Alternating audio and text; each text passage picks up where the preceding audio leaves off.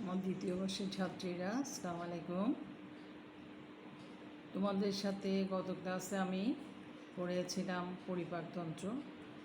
বলি আজকে তোমাদের সাথে যেটা আলোচনা করব সেটা হচ্ছে ক্যালোরি নির্ণয়।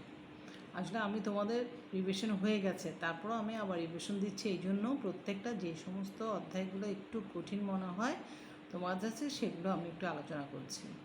এবং তোমাদের প্রশ্ন আমি সব শেষ করার পরে আমি পরবর্তী ক্লাসে তোমাদের একটু সাজেশন মতো দিব কী ধরনের প্রশ্ন আসবে একটু ভালো করে পড়ার জন্য। আজকে যেটা তোমাদের সাথে আমি পড়বো সেটা তোমরা গত ক্লাসে পরিপাকতন্ত্রটা পড়েছো কিনা ভালো করে আমি জানি না। আমি কিন্তু বলেছি তোমাদের এই অধ্যায়গুলো একটু তোমরা ভালো করে পড়বে। এগুলো কিন্তু পুরোটা তুমি যেটা লিখবে সেটাতে নাম্বার, এগুলোতে কিন্তু বানিয়ে লেখার কোনো কিছু নেই।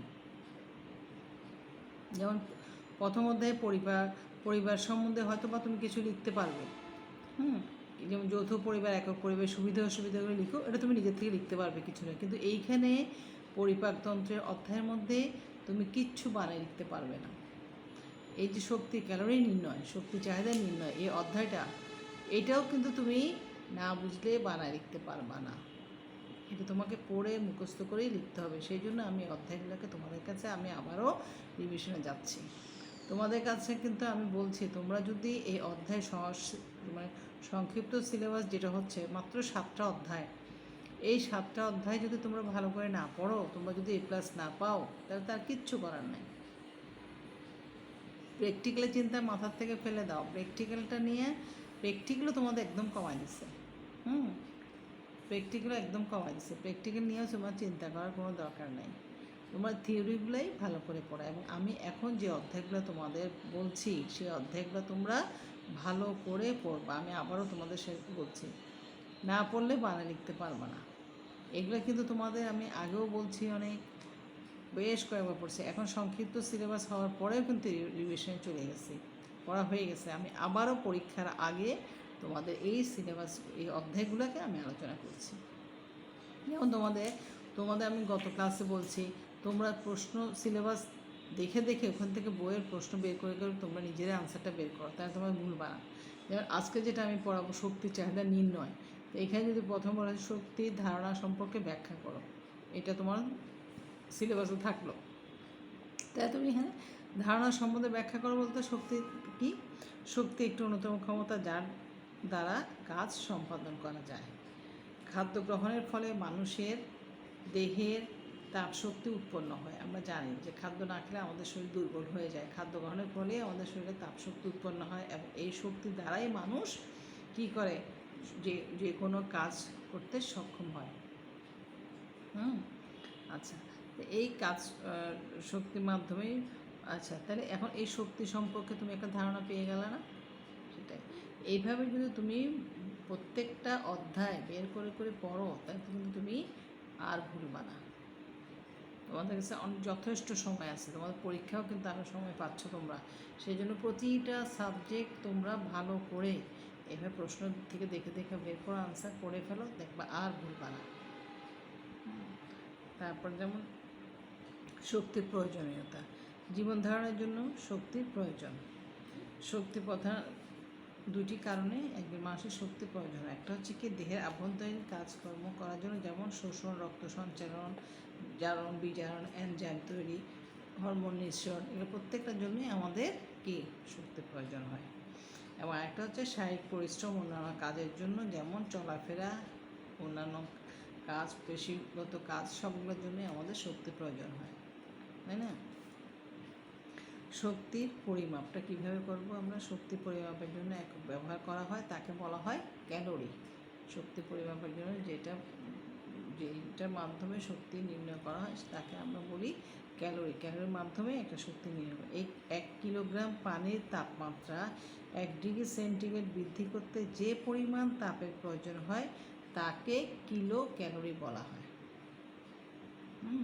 1 গ্রাম কী বলছে দেখো, 1 কিলোগ্রাম পানির তাপমাত্রা 1 ডিগ্রি সেন্টিগ্রেড বৃদ্ধি করতে যে পরিমাণ তাপের প্রয়োজন হয় তাকে বলা হয় কিলো ক্যালোরি।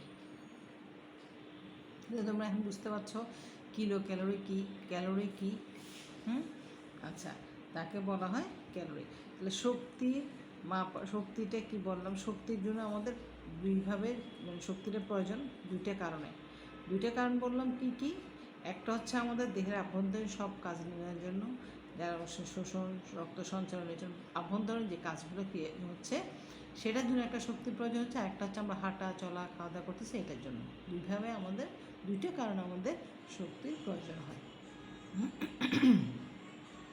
তাহলে শক্তির পরিমাপটা করা হচ্ছে ক্যালোরির মাধ্যমে, হ্যাঁ, এবং এই ক্যালোরির মাধ্যমে আবার কিলো ক্যালোরি, 1 গ্রাম একটি গ্লাসের মধ্যে কী বলছে 1 ডিগ্রি সেন্টিগ্রেড তাপমাত্রা বৃদ্ধি করতে যে পরিমাণ তাপের প্রয়োজন হয় তাকে কিলো ক্যালোরি বলা হয়।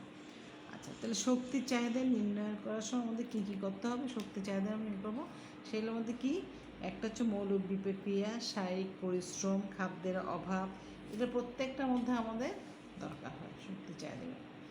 আচ্ছা, তাহলে মৌলিক বিক্রিয়া বলতে আমরা কি বুঝি এটা তোমরা, শক্তি চাহিদা নির্ণয়ের ক্ষেত্রে প্রভাবিত বিষয়সমূহ একটি হচ্ছে মৌলিক বিক্রিয়া।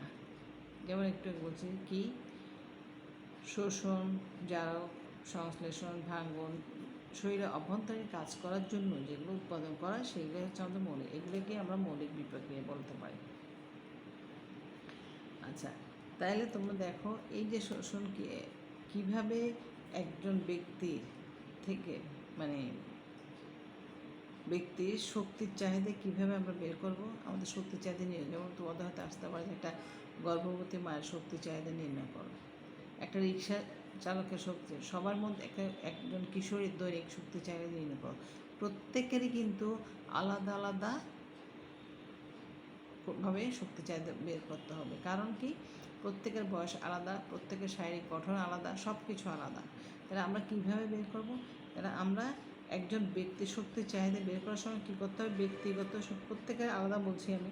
তাই ব্যক্তির শক্তির চাহিদাটা কি, একজন ব্যক্তির শক্তির চাহিদা তার মৌল বিপাকের জন্য ব্যয়িত শক্তির পরিমাণের সাথে দৈহিক কাজকর্মের জন্য ব্যয়িত শক্তি এবং খাদ্যের বিশেষ চলন ক্রিয়ার জন্য ব্যয়িত শক্তি যোগ করলেই বের হয়ে যাবে। এইভাবে আমাদের শক্তির চাহিদাগুলো নির্ণয় করতে হবে।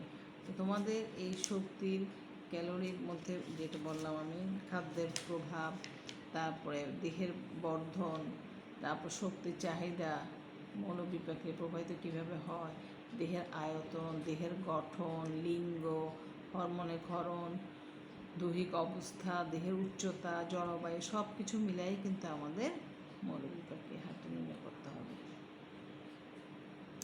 তাই তোমাদের এখানে শক্তির চাহিদা বিবেচ্য বিষয়গুলো কি বললাম আমি, যে কী কী বিবেচ্য বিষয়গুলো এগুলা। তাহলে তোমরা প্রত্যেকটা এইভাবে যদি সিলেবাসের প্রশ্ন ধরে আনসার বের করো তাহলে কিন্তু আর কোনো রকম সমস্যা হবে না। আমি এইভাবে তোমাদের করতে। এখন তোমাদের প্রশ্ন থাকতে পারে যে কিভাবে আমরা একটা রিক্সা চালকের কীভাবে দৈনিক এটা বের করতে পারি, ক্যালোরিটা। তাহলে ক্যালোরিটা আমরা কিভাবে নির্ণয় করব? ক্যালোরিটা আমরা মনে করো প্রথমে লাগবে আমাকে তার বয়সটা লাগবে না, বয়স লাগবে, তারপরে তার চাহিদা কতটুকু সেগুলো আমাকে দেখতে হবে। তাহলে আমি যদি একজন ব্যক্তি কিভাবে আমি শক্তি চাহিদাটা নির্ণয় করব, হ্যাঁ, সেটা হচ্ছে যে কি,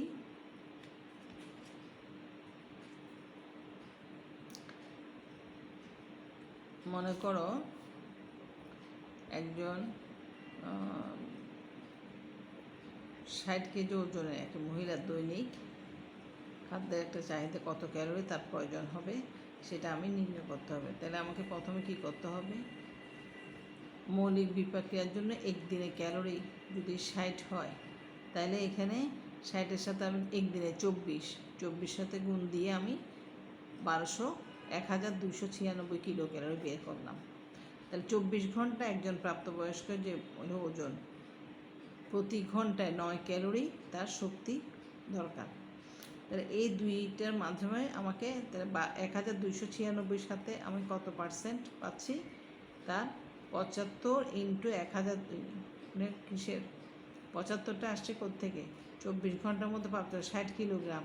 60 কিলোগ্রামের মধ্যে 9 কিলো ক্যালোরির পরিমাণ শক্তি উৎপন্ন হচ্ছে। তার মূল কথা, তার দৈনিক ক্যালোরির সাথে মাঝারি ধরনের শ্রমের মৌলিক শক্তির 75 অর্থাৎ 1296, এর সাথে 75% গুণন দিয়ে গুণন ভাগ 100 সেটা 972 কিলো ক্যালোরি বের হচ্ছে। কিলো ক্যালোরি বের করবে কি সেটা বললাম, ক্যালোরিটা আমাদের দরকার। তারপর শক্তি বলতে কি বোঝায়, এসডিএ বলতে কি বোঝায়, এরকম প্রত্যেকটা এখান থেকে শক্তি পরিমাপের একক কি, হ্যাঁ, এগুলো সব কিছু আমাকে দেখে দেখে এখান থেকে বের করতে হবে। তোমরা বের করে আনসারগুলো পড়ে নেবা। ক্যালোরি কি, গর্ভাবস্থায় শক্তি চাহিদা কি কেন বাড়ে, তাহলে ক্যালোরির শক্তি চাহিদাটা ভালো করে পড়তে হবে, নাহলে কিন্তু পারবে না। খাদ্যের বিশেষ চলমান ক্রিয়া কী, মনে করো তুমি বসে আছো, তুমি এখন কোনো হাঁটাচলা করতেছো না, তারপর কি আমাদের শক্তি খরচ হচ্ছে না? অবশ্যই হচ্ছে। আমাদের কম শক্তি, ক্যালোরিটা কম খরচ হচ্ছে, এবং আমরা যেটা খাচ্ছি সেই ক্যালোরিটাকে বার্ন যদি না করি আমরা, তাহলে কী হচ্ছে, আমাদের খাওয়ার পর যদি আমরা একটু হাঁটাচলা না করি আমাদের খাবারটা হজম হচ্ছে না, আমার ক্যালোরিটি ক্ষয় হচ্ছে না। সেই জন্য আমাদের সবসময় খেয়াল করতে হবে যে এই জিনিসটা খাচ্ছি বা যে কাজটা আমাদের যেন শক্তিটা ক্ষয় হয়, ক্যালোরিটা ক্ষয় হয়। এবং অনেক সময় দেখা যায় তোমরা যে বসে বসে পড়ছো, পরীক্ষার আগে রাত জেগে পড়ছো, যে তোমার কিন্তু তখন প্রচুর শক্তি ক্যালোরি খরচ হচ্ছে। কেন হচ্ছে? তুমি তখন মানে পড়ার মধ্যে পরিশ্রম, তোমার মেন্টাল তখন একটা হচ্ছে, শক্তি খরচ হচ্ছে। সেই জন্য আমাদের এই ক্যালোরির দিকে খেয়াল রাখতে হবে। গত ক্লাসে আমি বলছিলাম পরিপাকতন্ত্র। তাহলে পরিপাকতন্ত্র বলতে কি বোঝায়, হ্যাঁ, পরিপাকতন্ত্র কয় প্রকার এগুলো দেখতে হবে। তারপর মনে করো যে খাদ্যের কোন উপাদান ভেঙে অ্যামাইনো অ্যাসিডে রূপান্তরিত হয়, এটাও কিন্তু এই শক্তি ক্যালোরি চাহিদার মধ্যে পড়বে। পরিপাকতন্ত্র বলতে কি বোঝায়, এগুলো সবগুলো আমাকে দেখতে হবে। 1 কিলো ক্যালোরি কাকে বলে?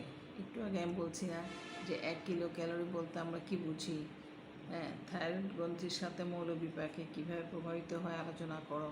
প্রত্যেকটা এইভাবে শক্তি চাহিদা নির্ণয়, এটা আমাদের জানতে হবে। প্রথমে জানতে হবে ক্যালোরি কাকে বলে, কিলো ক্যালোরি কী, কীভাবে শক্তি ক্ষয় হচ্ছে এগুলো, এবং একজন শক্তি চাহিদার বিবেচ্য বিষয়গুলো কি কি, এগুলো দেখতে হবে।